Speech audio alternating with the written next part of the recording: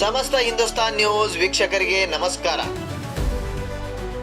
ಬೆಳಗಾವಿ ಜಿಲ್ಲೆಯ Chikkodi ತಾಲೂಕಿನಲ್ಲಿರುವ CL9 ಬಾರುಗಳ ಮುಖವಾಡವನ್ನ ಬಿಚ್ಚಿಡುತ್ತಿರುವ Hindustan news.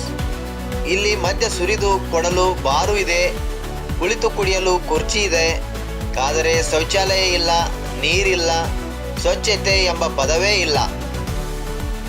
Karnataka ಅಬಕಾರಿ ನಿಯಮ 1967ರ ನಿಯಮ ಪ್ರಕಾರ ಸ್ಪಷ್ಟವಾಗಿ ಹೇಳುತ್ತದೆ, ಪ್ರತಿ ಬಾರಿನಲ್ಲಿ ಪುರುಷ ಮಹಿಳೆಯರಿಗೆ ಪ್ರತ್ಯೇಕ ಶೌಚಾಲಯ, ನೀರಿನ ವ್ಯವಸ್ಥೆ ಕಡ್ಡಾಯ.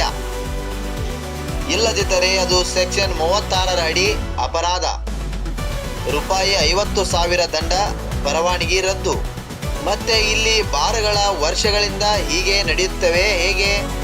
ಉತ್ತರ ಸಿಂಪಲ್.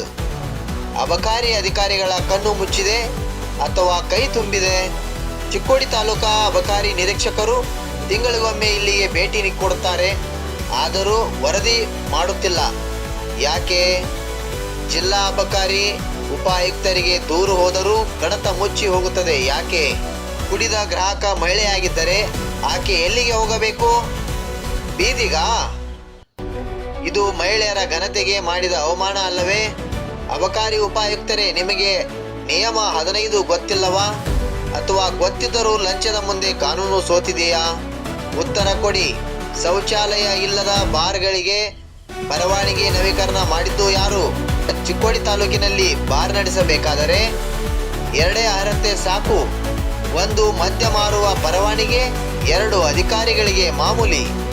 ನಿಯಮ ನೈರ್ಮಲ್ಯ, ಸಾರ್ವಜನಿಕ ಆರೋಗ್ಯ ಎಲ್ಲ ಗಾಳಿಗೆ.